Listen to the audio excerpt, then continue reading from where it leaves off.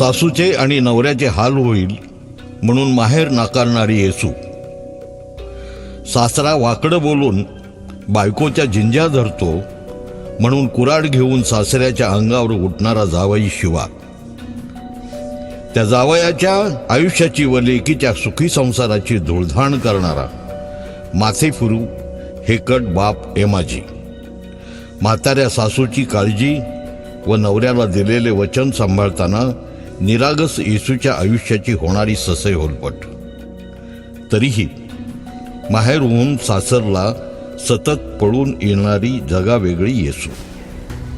श्रोते हो, ऐकूयात साहित्यरत्न डॉक्टर अण्णाभाऊ साठे यांची एक अप्रतिम कथा, फरारी.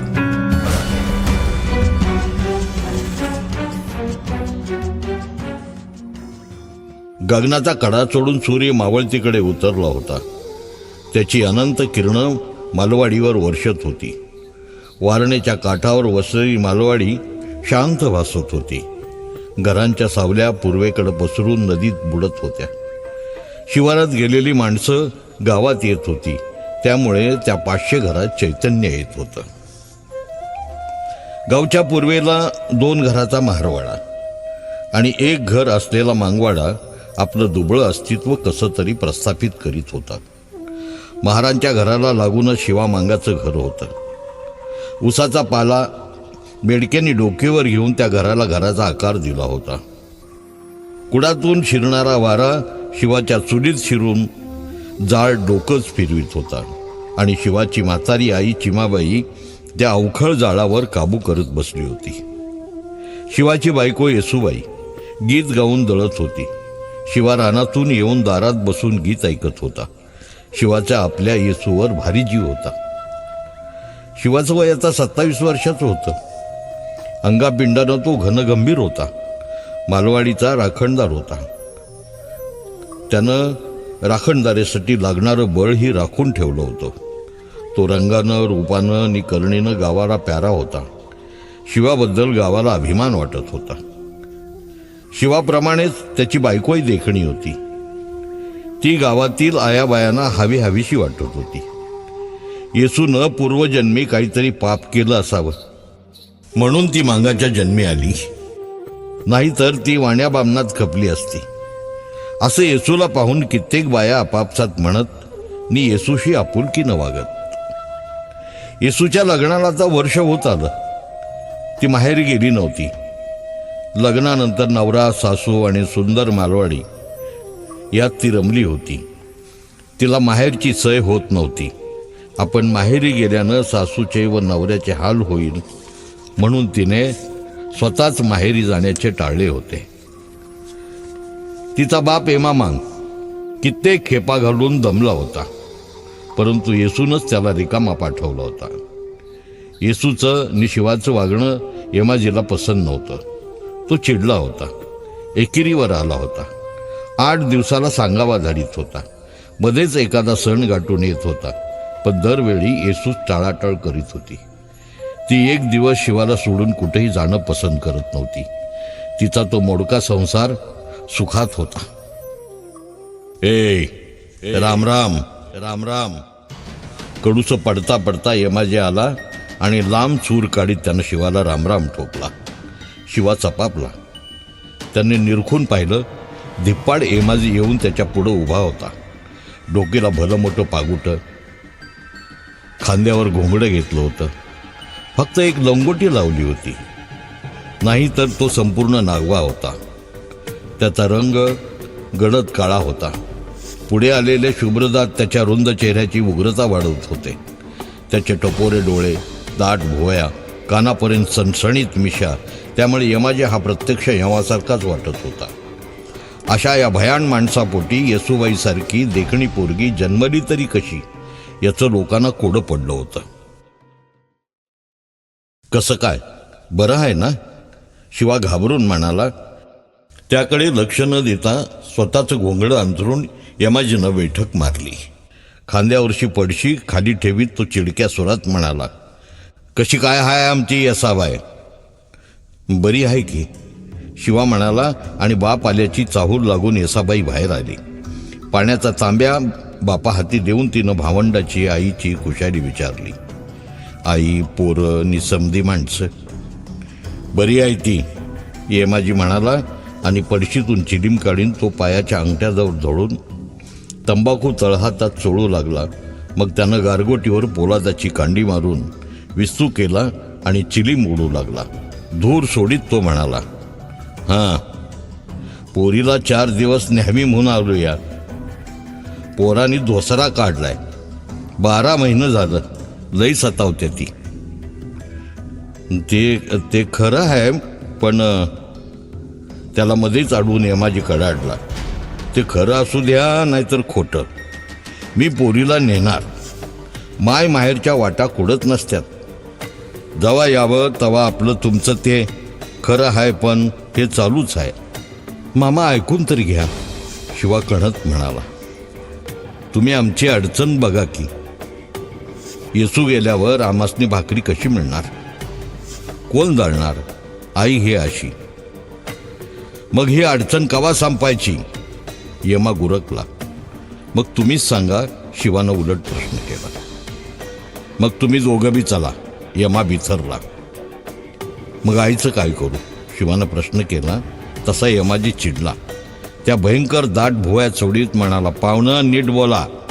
माझी पोरगी तुम्हाला दिली आहे, त्या म्हातारीला नवं. ती म्हातारी अनेक 10 वर्ष मारणार नाही. तवर पोरीला माहेर बंद का? कुठला ह्यो न्याय का दांडगावा? यमाच्या या बोलानं शिवाही चिडला. तो म्हणाला, तुम्ही बी नीट बोला. नाही बोलणार, यमाजी कडाडला. आता मी पोरीला घेऊनच जाणार. मी बा हाय तिचा. दोघांची बोलाचाल वाढत्या सुरात होऊ लागताच येसूबाई दारात आली आणि म्हणाली, खरंच अडचण आहे. मी येणार नाही बाबा. उगाच तंडू नग बरं. गप बस, मला का कळत नाही? गारीच्या? येमाजी येसूवर बिथरला. गरकन मान फिरवून म्हणाला, येत नाही म्हणजे? झिंजी धरून वडत नेईन. मन येत नाही. लई शेनी होऊ नग मामा. मामा असे गुरकून मग शिवाही कुऱ्हाड घेऊन येमाच्या अंगावर धावला. येसूनं शिवाला धरला. चिमा आली. शेजारचा किसना महार आला. राहू द्या, गप्पा ऐका, कालवा वाढला. येमाजी पिसाळून उठला. मार मार मला, असं तो ओरडत होता. त्याच्या पल्लेदार आवाजानं तिन्ही सांजेचं वातावरण थरथरू लागलं होतं.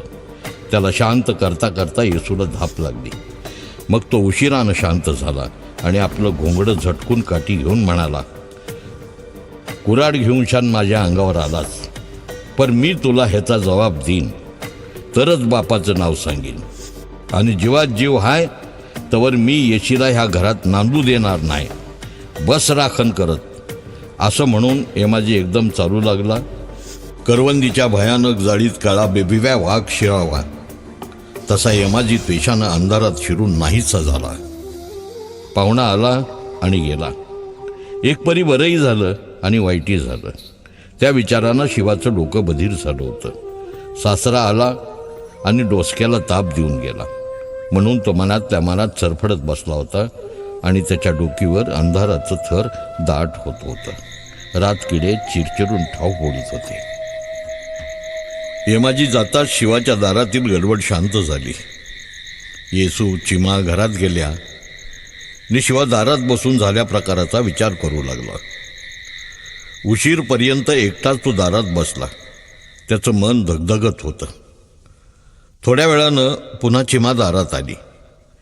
शिवाचं डोकं शांत व्हावं म्हणून म्हणाली, चांबारवाड्यात तरी जाऊन ये, तुझं पायतान शिवलं असेल.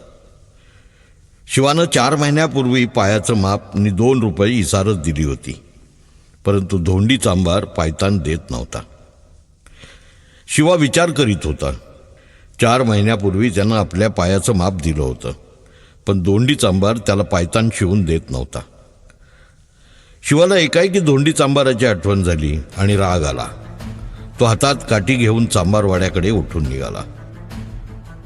धोंडी चांबार दिवा लावून पाटलाची मोठ सांदित होता. हा चांबार देहानं, हाडानं आणि विचारानं साऱ्याच गोष्टीनं आडवा होता. हेकट, रगेल म्हणून लोक त्याला भीत आणि गावचा एकूण एक चांभार कुणालाच भीत नव्हता. शिवा जवळ येऊन बसला तरी त्यानं वळून त्याच्याकडं पाहिलं नाही. कान्या डोळ्यानं पाहून तो अधिकच कामात दंग झाला. त्याच्या हाताला गती मिळाली नि पोलीस पाटलाची ती मोठ तो उलती पालती करून शिवू लागला. गावात तो चांभार फक्त पाटलालाच भीत होता. बाकीची माणसं त्याच्या खिसगणतीच नव्हती. सळ, आरी, रापी, इंगा ही आपल्या हाताने तो चपळाईनं चालवित होता. त्यानं आपली रुंद पाठ शिवाकडे केली होती. आपण त्याला पाहिलाच नाही अशा आविर्भावात तो मन लावून काम उरकीत होता. शिवाला कंटाळा आला. तो हळू सरकून बसला. अगदी हळू स्वर काढून कसं बोलावं याचा विचार करू लागला आणि मग मनाचा हिय्या करून त्याने धोंडी चांभाराची ती तंद्री भंगवली. धोंडी नाना, मी आलो या, शिवा नरमाईनं म्हणाला. मग कसं करू म्हणतोस? धोंडी पुढं पाहत म्हणाला. त्याचं बोलणं शिवाला बोचलं. तो चपापून बावरला. त्याचं तापलेलं डोकं पुन्हा झणाणलं. तो म्हणाला, माझ्या पायतानाचं काय झालं? असंच शिवीन कवा तर, चांभार सळ ओढीत म्हणाला. आगापर कवा? शिवाचा सूर कडक निघाला.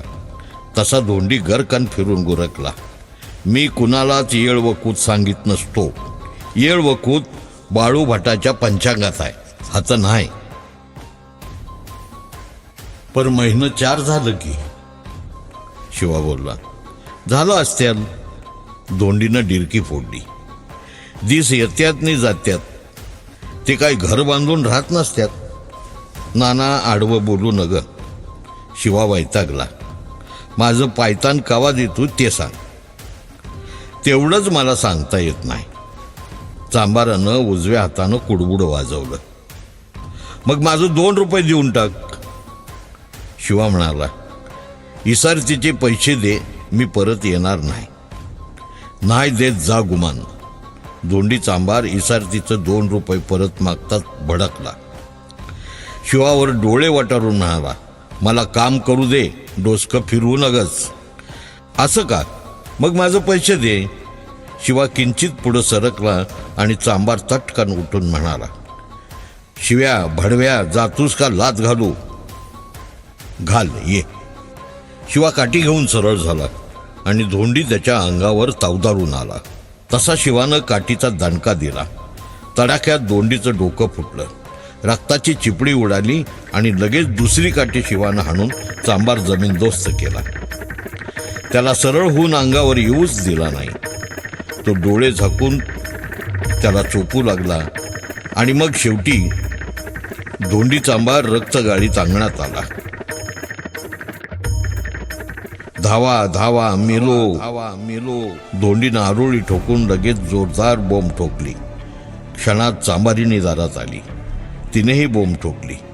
पोरं बाळं बोंबलू लागली. बोंबाबोंबीनं गाव बावरला. चांभाराच्या घरावर दरोडाच आला असं कित्येकांना वाटून लोक चांभारवाड्याकडे धावून निघाले. सर्व वाटाने पेटचे कंदील, हत्यारं, ओरड हे सारं आपल्याकडे येत आहे असं पाहून शिवा गांगरला. राग मावळून आता तो भानावर आला होता आणि भानगड वाढते असं वाटून त्यानं घर जवळ केलं. शिवा मारामारी करून धोंडी चांभाराला मारून आलेला पाहून येसू घाबरली. चिमाच्या तोंडचं पाणी पळालं. आता गाव येईल. पाटील चांभाराची बाजू घेईल, हाणामारी करील. हे बरं नाही झालं. चिमा म्हणाली, शिवा तू आता रानात जा, वक्ताला बगल देत जा. जा. त्या दोघी घाबरल्या. त्यांनी शिवाला जबरीनं घराबाहेर घालवला आणि खरंच गावकरी दारात आले. पाटील मिशातोडीत बोलला आणि शिवा घरात नाहीसा पाहून पुन्हा सर्व गाव घरोघर गेला. आणि सकाळी चांभारानं तालुका गाठला. तो सरकारात हजर झाला आणि शिवाला पकडण्यासाठी सरकारी धरणं सुटलं. पोलीस शिवाच्या पाठशोधनी लागले. चांभार फार अडदाण, जाऊ द्या, बरदणक खाल्लं असं म्हणत मालवाडी आपल्या कामाला लागली. पण सरकारी कायदा शिवाला अटक करण्याची शिकस्त करीत होता. आणि हाती 2.5 हात दांड्याची फरशी कुऱ्हाड घेऊन शिवा डोंगरात हिंडत होता. फरारी पण त्याच्या अंगवळणी पडलं होतं. कैक फरारी त्याला मिळाले होते आणि डोंगर त्याचा सोबती झाला होता.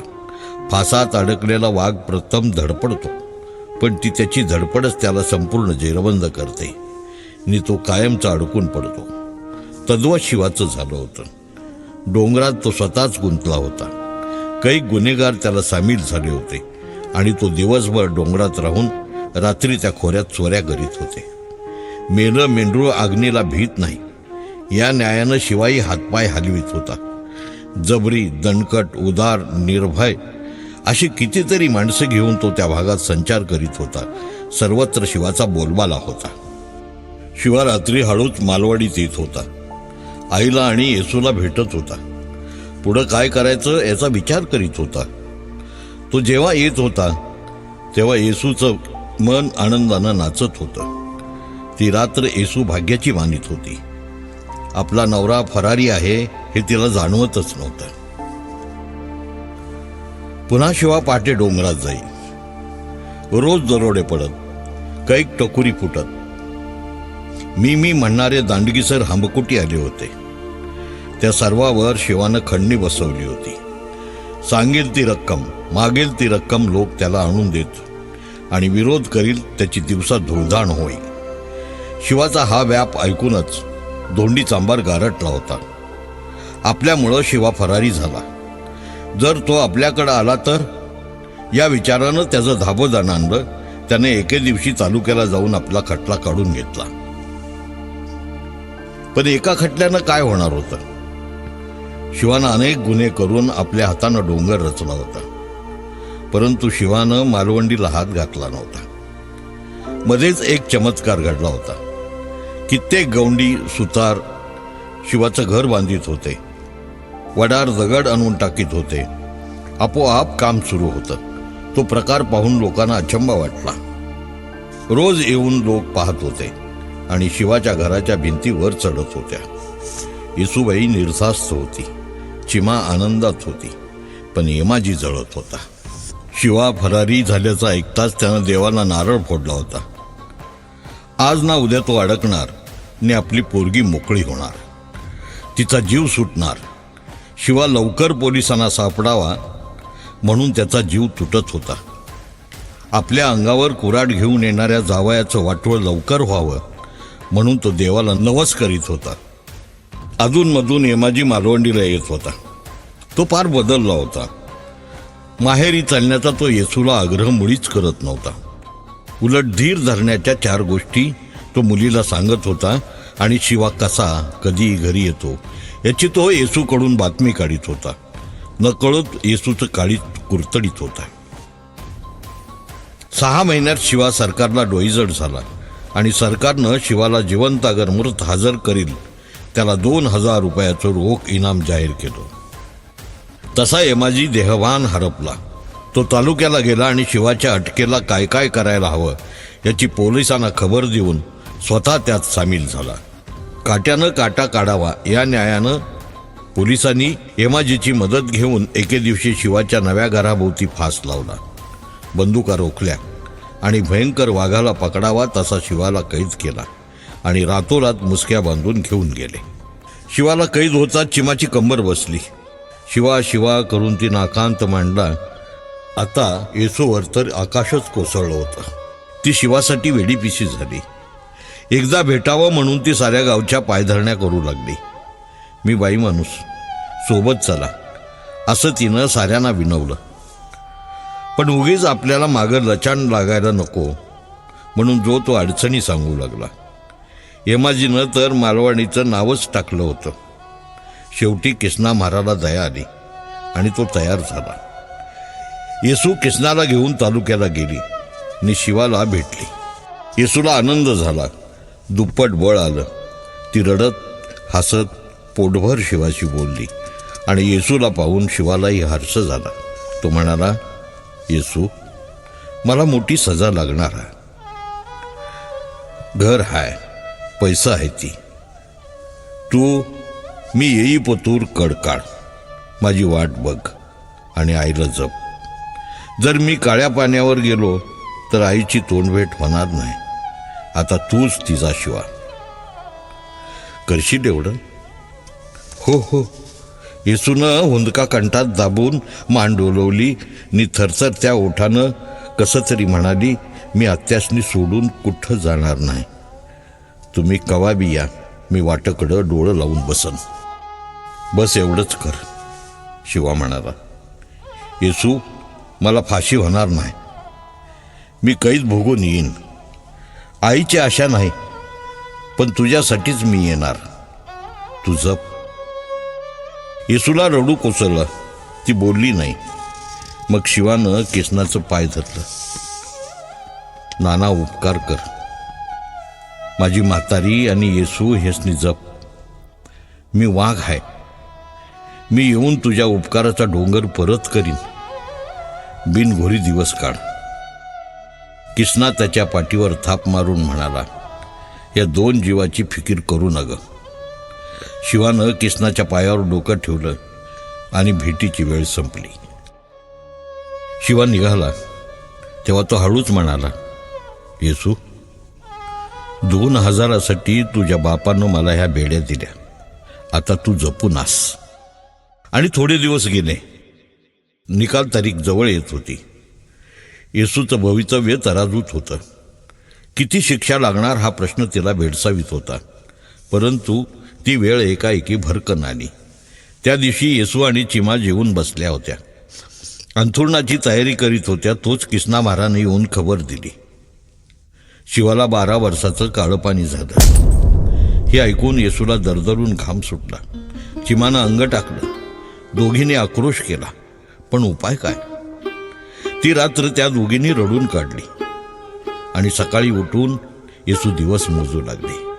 12 वर्षाचे दिवस मोजण्याची तिची मनाची तयारी केली. ती एक एक क्षण लोटवू लागली. एके दिवशी रात्री त्या सासू सुना जेवून बसल्या होत्या. येसू मनात दिवस मोजून मोकळी झाली होती. इतक्यात एमाजी आला. त्यानं 2 माणसं बरोबर आणली होती. तो म्हणाला, हां येशे, चल. कुठं? येसू घाबरली. तिनं गांगरून वर पाहिलं. चिमाची नजर रडून मेली होती. तिनं डोळ्याला ताण दिला. येसूचे ओठ वाळलेले. ती म्हणाली, बस की. नाही, आधी चल. एमाजी गुरकला. आगा पर कुठं? येसू वैतागून म्हणाली. नीट सांग की कुठं चलू ते? आपल्या घरला. एमाजी म्हणाला, मला यायचं नाही. तुझा बा येईल. गुमान चल.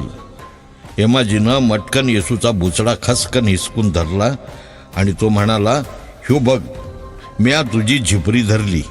ये म्हणाव आता कुऱ्हाड घेऊन. चल. एमाजी ओरडला, मला जीव मार. येसू सर्व शक्ती एकवटून म्हणाली, मी हातच मरण, पण कुठे येणार नाही. माझा मुर्दाच ह्या घराबाहेर निघाल. मी बराही तर तुला मारीन. असं म्हणून एमानं येसूला ओढली. तशी चिमा ओरडली. तिनं ऊर बडवून घेतला. पण तेव्हा यमाजी येसूला घेऊन वाट लागला होता. रान मांजरानं चिमणी पळवावी तसा तो येसूला घेऊन पळत होता. ओढाओढीत चिमाच्या पुढील दिवा ठोकरीनं उडाला होता आणि त्या घरात अंधार दाटला होता. त्या अंधारात चिमा धडपडत होती, ओरडत होती.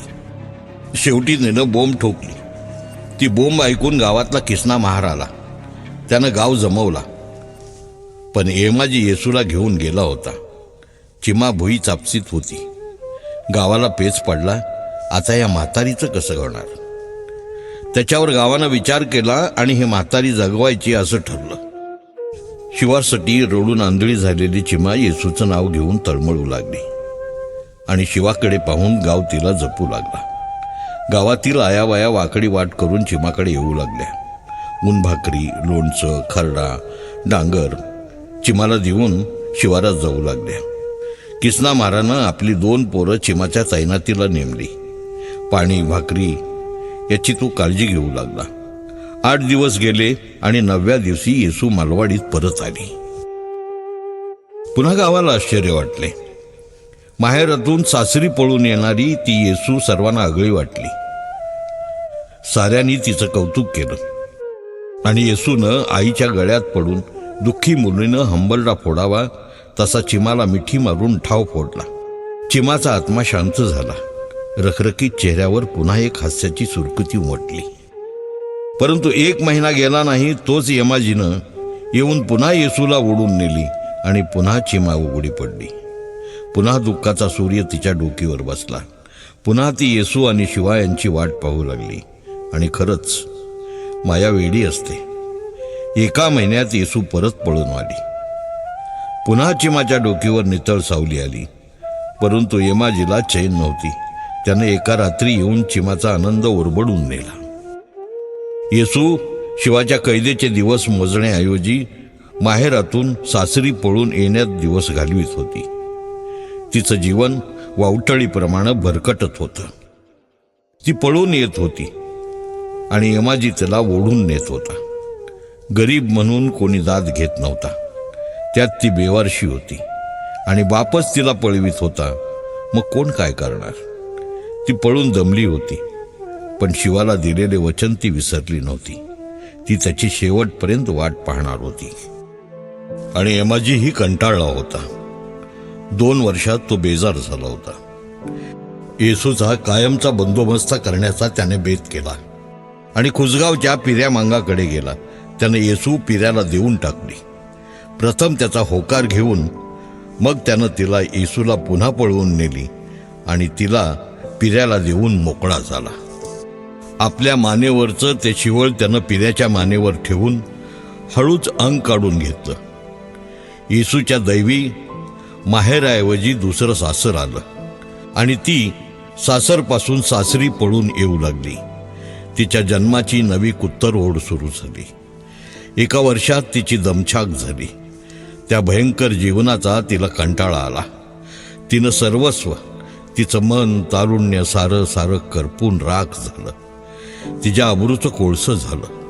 परंतु फक्त शिवा येणार या एकाच आशेवरती जगत होती आणि कुसगावातून मालवाडीला पळून येत होती. चिमाच्या सारं चांगवळणे पडलं होतं. येसू येत होती आणि जात होती, पण किसना महाराला वैताग आला. त्यानं एकदा तुरुंगात भेटून म्हातारीचा हाल आणि येसूच्या जन्माची परवड सांगितली. ते ऐकून शिवाचं डोकं बधीर झालं. पण तो तरी काय करणार? तो 12 वर्षासाठी मोठ ओढीत होता. त्यानं आईची, येसूची, मालवंडीची साऱ्यांची आशा सोडली. पण येसूनं धीर सोडला नव्हता आणि संकटांनीही तिची पाठ सोडली नव्हती. दैवानं घात केला. येसूला दिवस गेले. ती गरोदर राहिली.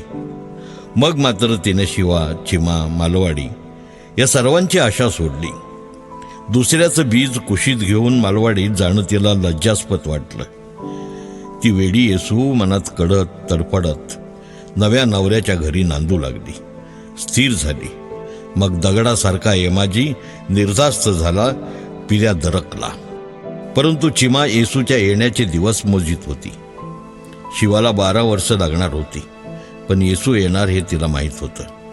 ती रोज उठून त्या नव्या भिंतीला पाठ लावून पूर्वेला डोळे फाड फाड फाडून पाहण्याचा प्रयत्न करीत होती. येसूची चाहूल घेत होती. तिची ती दारुण स्थिती गावकऱ्यांना असह्य झाली होती. दुसऱ्याच्या दुःखात हृदयाना द्रव फुटतो आणि डोळे भरून येतात. मालवणीचंही तसंच झालं होतं. ती म्हातारी लवकर मरून एकदाची सुटावी असं त्यांना वाटत होतं. चिमा बसली होती. सूर्यास्त केव्हाच झाला होता, पण त्याची तिला दखल नव्हती. ती समोर पाहत होती. ती आपले निस्तेज डोळे उगीच फिरवत होती. शिवाला 4 वर्ष झाली. येसूला आज 9 महिने होत होते. ती मनाला हळूच सांगत होती. तिची बोबळं त्या 2 मूर्ती कल्पनेनं पाहत होती. एवढ्यात निखाऱ्यावर पाण्याचा तांब्या ओतावा तद्वत घडले. ती बावचळून अस्थिर झाली. आई, आई, कोण? चिमानं हात पुढं करून जमीन चाचपली आणि शिवानं चिमाला मिठी मारली. तो आवेग कंठात अडवून म्हणाला, मी शिवा आलो आई. शिवाला चाचपून चिमा हर्षभरीत झाली. आनंदानं तिचं काळीज बधीर होत होतं. आपला प्राणच या आनंदात जावा असं तिला वाटू लागलं होतं. परंतु एमाजीची आगळी येसूचं हाल शिवाला सांगून मग आपण मरावं असा विचार येऊन ती लहान मुलाप्रमाणे रडू लागली. दुःख उफाळून आलं, शक्ती पांगुळली, ती रडू लागली. उशिरानं ती रडत रडतच म्हणाली, तू कसा आलास? 12 वर्ष भरली? नाही आई. शिवा तिचं पाय धरून म्हणाला, आई, नवं सरकार गादीवर आलं ने त्यानं मला सोडलं. मग चिमा भानावर आली. आपलं दुःख सांगण्याऐवजी ती रडून रडून येसूचं हाल सांगू लागली. ती जळती 4 वर्ष ती क्षणात विसरली. मुंगीनं डोंगर गिळावा तसं नवल घडलं. सुखाच्या कणानं चिमाच्या दुःखाचा तो डोंगर गिळून टाकला. ती जगली. तिनं रात्रभर शिवाला आपलं दुःख सांगून हृदय मोकळं केलं. आणि सकाळी मालवाडीचं ऊर थरारलं. शिवा आला, लेका पळा, लेका पळा असं जो तो म्हणू लागला. पण शिवा कोणाशीच बोलला नाही. फक्त किसना महाराच्या पायावर डोकं ठेवून तयारीला लागला. गाव दुरून पाहत होता. शिवा कुठंतरी गेला आणि प्रचंड घोडा घेऊन आला. आणि दुसऱ्या दिवशी नंगी तलवार घेऊन त्या घोड्यावर बसून यमाजीकडे गेला. अचानक आलेला शिवा पाहून यमाची बोबडी वळाली. पोरं बाळं रडू लागली. यमा चाचरत म्हणाला, का का कसं आला? तुझा जीव घ्यायला आलो या. शिवा घोड्यावरूनच उतरला आणि यमाजी भेदरून खाली बसला. शिवाची तलवार पाहत म्हणाला, मला मारू नका. दुसरं काय बी करा, मी सांगेन ते करीन मी. मग असं कर. शिवा डोळं वटारून म्हणाला, आपल्या हातानं आपलं नाक कापून घेऊन परवा मालवंडीला येऊन मला दाव, नाहीतर तेरवा येऊन मी तुझं डोसकं मारीन तरच बाचं नाव सांगेन. बरं बाबा, मी घेतो कापून. यमाजी मटकन खाली बसला आणि शिवानं घोडा फेकला. तो आडाला झाला आणि दिवस बुडण्यापूर्वीच खुसगावात शिरून येसूच्या घराची चौकशी करून गपकत दारात घोडं उभं केलं. येसू बाळंतीण होती.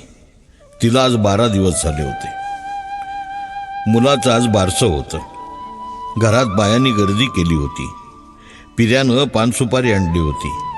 मुनी पाळणा गात होत्या. येसू काजळ घालून क्षणभर सारं विसरली होती. पाळण्याभोवती घुटमळत होती. येसू, येसू. अंगणातून शिवानं हाक मारली तशी ती घरात चमकली. 4 वर्षानंतर ती तो आवाज ऐकत होती. त्या हाकेनं तिच्या हृदयाचे सर्व बांध फोडून वाट केली. ती मोठ्यानं ओरडली, आले. येसू भरकन दारात येऊन शिवाच्या गळ्यात पडली. आक्रोश प्रबल झाला. त्यानं गगनाला कंप भरवला आणि गाव मारवाडा एक झाला. पिराजी मात्र मेघ रोवल्यासारखा जागचा उठला नाही. शिवा उभा होता. तलवार मुठीत धरून तो घरातून पिऱ्या येण्याची वाट पाहत होता. एक म्हातारा निर्धाव करून म्हणाला, येसूला न्यायला आलाव. शिवा म्हणाला, एवढाच विचार करून आलोय आणि जर ह्या विचाराचा आडवं कोणी आलं तर त्याला तलवारीनं आडवं करायचा असा मी विचार केलाय. पण तिला एक मूल. म्हातारा बोलला, मूल? त्याला बी नेणार? शिवा ओरडला. क्षणात येसूच्या अंगात वीज संचारली. ती भरकन घरात जाऊन बाळाला घेऊन आली. तो गोळा पोटाशी धरून तिनं शिवाच्या पायावर डोकं ठेवलं.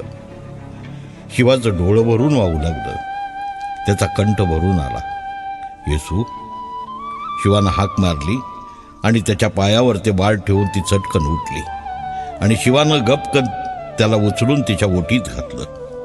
ते मूल पोटाशी धरून येसू देवाला, जगाला सांगत होती, मला पुन्हा पुन्हा हाच नवरा दे. मी अनंत दुःख सहन करीन. शिवा घोड्याचा लगाम ओढीत मालवाडीची वाट चालत होता. त्याला येसू नवी वाटत नव्हती.